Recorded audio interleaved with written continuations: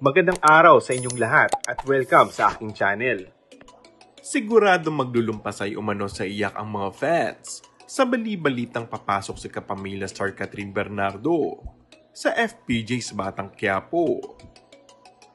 Ngayon pa lang ay curious na kung ano ang magiging karakter niya dahil for sure, markadong ibibigay sa kanya ng direktor at aktor na si Coco Martin.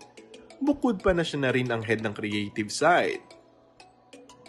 Naisip bigla na baka siya ang tinutukoy na anak na babae ni Olga. Base sa umi-airing episode ng FPJ sa Batang Quiapo nitong Huwebes, ay nasa Amerika pala ang anak na babae ni Olga at binili na ng anak at sinabi nito na huwag mo nang uuwi ng Pilipinas.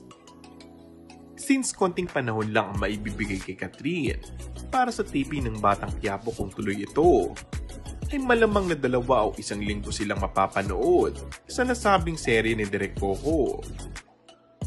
Ayon naman kay Catherine, ay game na game siya dahil kaibigan niya naman si Coco. Kilalang mabait, kaya marami na pipresentang isama sila sa FPJ's Batang Quiapo dahil sa magandang experience at trato ni Direk Coco sa lahat.